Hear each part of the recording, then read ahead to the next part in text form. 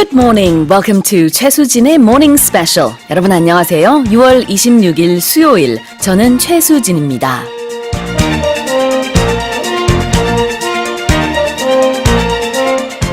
We're already in the middle of the week, informally known as Hump Day Wednesday. And like the name implies, it's downhill from now towards the long-awaited weekend. But we don't necessarily have to wait 2 more days to have some extra fun, as today is not only Hump Day Wednesday, it's also a day when cultural activities are everywhere.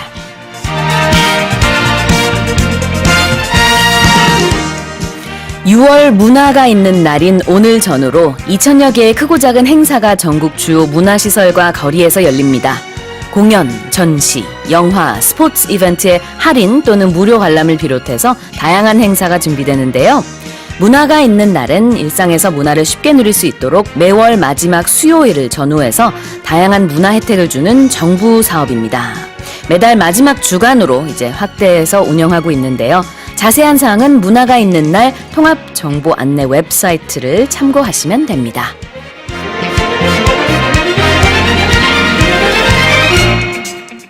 With that in mind, let me give you a quiz question here. At the end of a performance, like a musical, the cast returns to the stage to greet the audience. This is called the something call. 1번, curtain call. 2번, emergency call. 오늘도 청취자 여러분의 많은 참여 기다리고 있습니다. 퀴즈 정답 보내주신 분들 중에 추첨을 통해서 총 5분께 쿨링 스포츠 젤 보내드리겠습니다. 또 여러분의 소식과 소감 그리고 방송 중 궁금한 질문 있으시면 보내주세요.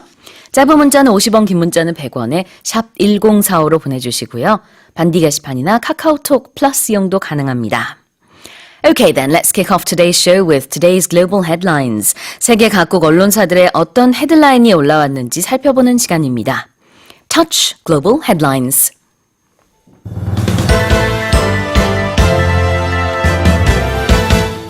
U.S. President Donald Trump imposed additional sanctions on Iran's Supreme Leader Ayatollah Ali Khamenei.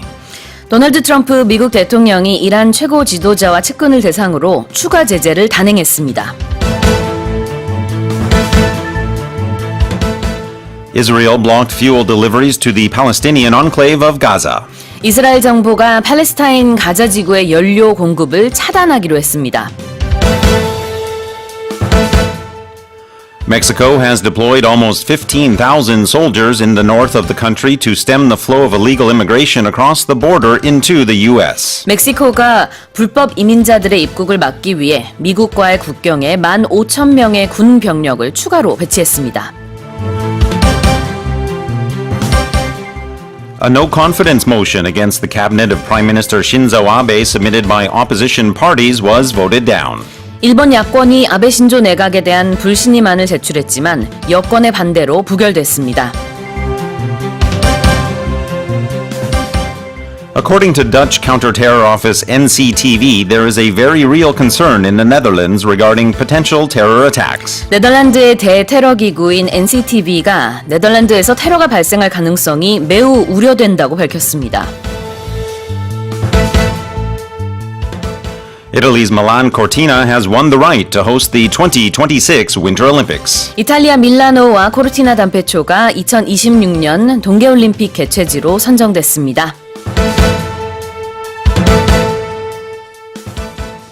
Of the headlines and more, we have Walter 선생님 in the studio. Good morning. Well, good morning to you, Sue, and of course, as always, a very heartfelt good morning to all of our listeners and any viewers out there this morning. Good morning, everyone. Indeed. Did you know that today is 문화가 있는 날? I sort of did. I'm aware of the fact that the last Wednesday of every month is a culture day, but I wasn't, number one, aware that it was the last Wednesday of the month already, Right. and I wasn't aware of the sort of specific or emphasis of it. Yeah, they say they're now sort of spreading it out. So it's not just one day of the Right, month, but right. it's like a week-long event. And throughout this week, you'll have to check the website for the exact venues and times, but you can actually take part in lots of different different cultural activities, often for free or at a discounted price. Yeah, and I think that's wonderful because it gives you something to look forward to toward the end of the month, and it comes really in that perfect place of the week because if it were toward the end of the week, well, people are already, they have their plans. Yeah. So I really think it's hit that sweet spot. It has indeed. 여러분도 문화가 있는 날 어떤 문화 행사에 참여할 계획 있으시면 또 공유해 주시면 참 좋을 것 같습니다. Well, if you'd like to check the headlines once again, 방금 들으신 헤드라인은요, 모닝 스페셜 홈페이지 헤드라인 다시 듣기에서 무료로 들으실 수 있습니다. 많은 이용 바랍니다. Let's go over the headlines. Headline number 1, U.S. President Donald Trump imposed additional sanctions on Iran's supreme leader, the Ayatollah Ali Khamenei. 도널드 트럼프 미국 대통령이 이란 최고 지도자와 측근을 대상으로 추가 제재를 단행했습니다. Well, this news comes directly from the Oval Office. Speaking from that location, President Trump called these economic sanctions, quote-unquote, hard-hitting. As he signed the executive order to authorize the sanctions, he said these measures represent a strong and proportionate response to Iran's increasingly provocative actions. 네, 트럼프 대통령은요, 이란에 대한 이제 추가 제재를 단행하면서 이란 최고 지도자와 최고 지도자실을 강타할 제재다라고 밝혔습니다. And of course, in referencing the increasingly provocative actions, to use President Trump's words, he's referring to, at the very least, the shooting down of that U.S. drone some days ago, as well as the comments coming out of Iran, specifically relating to the deal there and the potential for that country to exceed the limit on enriched uranium, which that 2015 deal does set a limit at. 네, 최근에 이란에 대한 보복 공격을 하려다가 공격 작전 10분 전에 취소를 했다. 이런 뉴스를 저희가 전해드렸었죠. 이번 제재는 그러한 이제 트럼프 대통령이 추가 제재라는 압박 전략을 씀으로써 이란을 협상 테이블로 다시 복귀시키려는 이런 노력으로 분석되고 있습니다. 이란의 반응은 어떤가요? Well, we have heard a couple of responses coming out of Iran. On early Tuesday, the foreign minister there said through a tweet on Twitter that the latest sanctions will result in, quote, the closing of the channel of diplomacy forever. We also heard a statement actually in a televised address from the president there in Iran saying that, calling the actions of the president and the sanctions outrageous and idiotic, also referencing that the door to diplomacy could be closed. Very strong words there. 하산 루하니 이란 대통령은요, 어제 미국과의 전쟁을 바라지 않는다라고 하면서도 미국이 또다시 이란의 영공이나 영해를 침범한다면은 정면 대응하겠다 이렇게 밝혔다고 외신은 전했습니다. 특히 프랑스 대통령과의 통화에서 이 같은 내용이 나왔다라고 이란의 ISNA 통신이 보도했습니다. Moving on, let's check our next headline. Headline number 2, Israel blocked fuel deliveries to the Palestinian enclave of Gaza. 이스라엘 정부가 팔레스타인 가자 지구의 연료 공급을 차단하기로 했습니다. Well, if we first look at the reason behind the blocking of these fuel deliveries, it is said to be the release of so-called arson balloons. Now, these are balloons that are sent up with some flammable material on them that is meant to create fires in fields and other areas where they land. During regular demonstrations last year, these balloons had been more or less a staple, really, starting hundreds of fires. However, in recent months, their use had been curbed, but we are seeing, I guess, somewhat of a resurgence of the use of those balloons and have had this result as a consequence. 네, 이스라엘 국방부는요, 어제 가자 지구에서 이스라엘로 날아온 그 방화용 풍선, arson balloons라고 표현한 것 같습니다. 이게 늘어남에 따라서 케렘 샬롬 통행로를 통해서 가자지구 발전소로 가는 연료 공급을 차단하겠다 이렇게 밝혔어요. 케렘 샬롬은요, 이스라엘이나 이집트로부터 가자지구로 물자가 굉장히 많이 들어가는 교역로입니다. 주요 교역로죠. 네, 이스라엘 당국에 따르면은 그 전날 가자지구에 이 방화용 풍선들이 날아오면서 이스라엘 남부 최소 13곳에서 화재가 발생했다고 합니다. And if we look at as to how long this fuel blockade will last, well, it was said to remain until further notice. That was in the official statement referring to the blockade. If we look at the possible effects of that currently with current fuel going into the area, the people there have been receiving around 12 hours of power per day. Previously, that number had been as low as 6, so we can see perhaps a reduction in the amount of electricity being supplied, perhaps rolling back even as far to that low mark of 6 hours. 네, 그동안에도 가자지구 주민들은요, 그 만성적인 전력 부족으로 굉장히 고생을 하고 있었다고 하는데 이번 연료 차단으로 가자지구 주민들의 생활이 더욱더 어려워질 것으로 그렇게 우려가 됩니다. Let's check our next headline. Headline number 3. Mexico has deployed almost 15,000 soldiers in the north of the country to stem the flow of illegal immigration across the border into the U.S. 멕시코가 불법 이민자들의 입국을 막기 위해 미국과의 국경에 15,000명의 군 병력을 추가로 배치했습니다. Well, according to reports, this is not something that has been done traditionally there in that region. So then, of course, we have to ask the question as to why it is being done now. The answer to that question of why is because of the threats of tariffs on Mexican imports into the U.S. President Donald Trump had made those threats earlier in the month, and those were then apparently not issued because of an agreement that was reached between the two countries. We do see these 15,000 troops being spread in different parts of the country to try to stop this so-called illegal immigration into the U.S. 멕시코가 이제 중미 이민자들의 불법 입국을 막기 위한 조치로 이렇게 했는데요. 그런 가운데 사막이라든지 강을 건너면서 불법 입국을 시도하는 사람들이 굉장히 많다고 합니다. 굉장히 혹독한 환경 속에서 장시간 노출돼 있다 보니까 또 최근에 이제 숨지는 일도 잇따르고 있다는 소식입니다. 또 뉴욕과 로스앤젤레스 등 미국 대도시에서도 이번 주부터 원래 대규모 불법 체류자 체포 작전이 벌여질 예정이었지만 이게 전격 연기가 됐죠. Yes, indeed. And if we look also at sort of what or who rather will comprise that 15,000 troop force, we are looking at people from the Marines, the federal police, as well as the National Guard.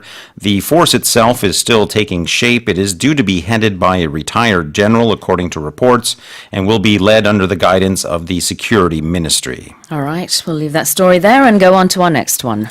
Headline number 4. A no-confidence motion against the cabinet of Prime Minister Shinzo Abe submitted by the opposition parties was voted down. 일본 야권이 아베 신조 내각에 대한 불신임안을 제출했지만 여권의 반대로 부결됐습니다. Well, just a bit of a background on this story. The regular diet, which is referring to the parliament there, session in Japan ends today. The issuing of these so-called no-confidence motions is a rather common move. This is not unprecedented. It has happened in the past. Sure. In addition, there was a censure motion also voted down. A censure motion is also an expression of formal disapproval. 네, 그렇습니다. 일본 야권이요, 어제 국민 생활에 직결되는 연금이라든지 소비세 증세에 대해서 아베 정권의 대응이 굉장히 무책임했다. 그리고 불성실하기 짝이 없었다라고 주장을 하면서 아베 신조 내각에 대한 불신임안을 제출했습니다. 하지만 여권의 의석수가 많거든요. 그래서 그것을 바탕으로 부결됐는데요. 교도통신은 이렇게 처음부터 사실 가결 가능성이 적음에도 불구하고 이렇게 야권이 불신임한 결의안을 제출한 배경에 대해서는 다음 달에 참의원 선거를 앞두고 야권의 어떤 공동투쟁 전선을 보이기 위한 것이고 또 현 정권과의 대결 구도를 부각시키려는 그런 모습이다라고 분석을 하고 있습니다. Right. If we look at really the reasons behind why this motion was submitted, the reports that I've read said it was for the cabinet acting, quote, irresponsibly and extremely dishonestly over issues that directly affect people's lives. If we look at what those issues are, two of the main issues that were highlighted in the reports were pension and a planned consumption tax hike in October. All right. And let's check our next headline. Headline number 5, according to Dutch counter-terror office NCTV, there's a very real concern in the Netherlands regarding potential terror attacks. 네덜란드의 대테러 기구인 NCTV가 네덜란드에서 테러가 발생할 가능성이 매우 우려된다고 밝혔습니다. Well, a bit of background on this NCTV as well as the reports that they do issue. A terrorism threat assessment for the country there is actually supposed to be published by the NCTV 3 times per year. That report has a range of 5 scales from 1 to 5. Those correspond to so-called minimal, limited, significant, substantial, or critical risk of attack. As far back as March of 2013, the level has been already at that number 4 level, that is the substantial level. It has been there for quite a long time, but in this most recent issuing of the assessment, it was not reduced. So things are standing at the very least as they have been for the past several years. It actually went up for a brief moment back in March, and then they took it down a notch again. That is true. It had reached that absolute highest level of 5, which is called the critical risk of attack. That was actually in response to a shooting at a tram stop. 네, 그렇습니다. 네덜란드는 현재 테러 경보 5단계 가운데 두 번째로 높은 4단계를 몇 년째 유지하고 있는데요. 특히 지난 3월에는 그 중부도시 시내 트램에 총격 테러 사건이 발생했습니다. 그 당시에는 일시적으로 테러 경보를 가장 높은 5단계로 상향 조정을 했다가 다시 이제 4단계로 내렸지만 여전히 굉장히 위험하다 이렇게 분석을 할 수 있겠죠. 특히 네덜란드의 이제 여러 가지 보도를 보면은 이제 앞으로 테러가 발생할 가능성이 굉장히 높다라는 것을 이제 분석을 하고 있는데요. 그동안에 IS에 합류하기 위해서 네덜란드를 떠났다가 IS가 몰락한 뒤에 체포돼 있거나 수용시설에 있는 사람들이 여전히 네덜란드에 큰 위협이 되고 있다. 이렇게 얘기를 하고 있습니다. Right. Within the 5 security levels, the group has identified 4 potential groups. Those are ISIS recruits, jihadists, right-wing extremists, and radical activists. Within those, they do identify the main threat as being people who left the Netherlands to join ISIS. Those are considered, at least according to the reports I've seen, to be the main threat here that they are focusing on. 네, 말씀해 주신 그런 사람들은 이제 네덜란드로 복귀를 시도하면서 다시 IS에 가입을 하려고 한다라는 보도가 있습니다. 또는 이제 뭐 유사 조직에 합류할 수 있다라는 그런 염려가 나오고 있네요. Let's check our final headline. Headline number 6. Italy's Milan Cortina has won the right to host the 2026 Winter Olympics. 이탈리아 밀라노와 코르티나 단페초가 2026년 동계올림픽 개최지로 선정됐습니다. Well, with the Olympics the Winter Olympics, that is, going to Italy in 2026, that is a return to Europe for those Winter Games, of course, having been hosted in Asia for the past 2 games, here in Korea, Pyeongchang for 2018, and in Beijing for the upcoming 2022 Games. This is the 3rd time. It will mark the 3rd time for Italy to host the Winter Olympics. They have hosted it twice in the past, most recently in Turin in 2006, and back actually in Cortina back in 1956. Indeed. 2026년 동계올림픽은요, 2월 6일부터 22일 열립니다. 또 동계 패럴림픽은 3월 6월부터 15일 이렇게 열리게 되는데요. 이탈리아로서는 3번째로 동계올림픽을 치르게 되는 겁니다. 자, 이 발표가 남으로써 내년부터 2028년까지 올림픽 개최지가 모두 가려졌어요. 근데 우리의 입장에서는 사실 또 하나 기대가 되는 게 2032년 하계올림픽 개최지가 이제 남북 공동 개최로 됐으면 하는 그런 바람이 있습니다. 이 발표는 내년 도쿄에서 결정될 가능성이 높습니다. Definitely something to keep an eye on. Indeed. Well, those are the headlines for this morning. Let's remind our listeners of the quiz. Well, our quiz this morning takes us back to the cultural aspects of what's happening in the news. At the end of a performance, such as a musical, the cast returns to the stage to greet the audience. What is this called? Is it number 1, a curtain call, or number 2, an emergency call? 네, 짧은 문자 50원, 긴 문자 100원에 샵 1045로 보내주시고요. 반디 게시판이나 카카오톡 플러스 이용도 가능합니다. 1부에서는 추첨을 통해서 총 5분께 쿨링 스포츠 젤 보내드리겠습니다. 자, 2019년 6월 26일 06시 10분 제주도 서부 지역에 호우경보가 발효됐습니다. 집중호우 시 인명피해가 많이 발생하고 있는 물에 잠긴 도로나 소규모 교량은 접근을 금하여 주시고 불필요한 외출은 자제하시기 바랍니다. 산사태나 상습 침수, 축대 붕괴 등 재해 위험 지역 주변과 해안 저지대 주민은 관계자의 지시에 따라 사전에 안전한 곳으로 대피하시기 바랍니다. 보행 중 가로등, 신호등 및 옥외 광고판, 맨홀 뚜껑 주변은 감전 위험이 있으므로 접근하지 마시기 바랍니다. 산간 계곡과 하천변, 유원지, 휴양림 등에서 야영 중인 행랑객과 낚시객은 안전지대로 대피하시기 바랍니다. 행전안전부에서 알려드렸습니다. 자, 노래 듣고 와서요. 저희는 뉴스 포커스를 살펴보겠습니다. This is Sarah Bareilles featuring Ryan Tedder, Gonna Get Over You.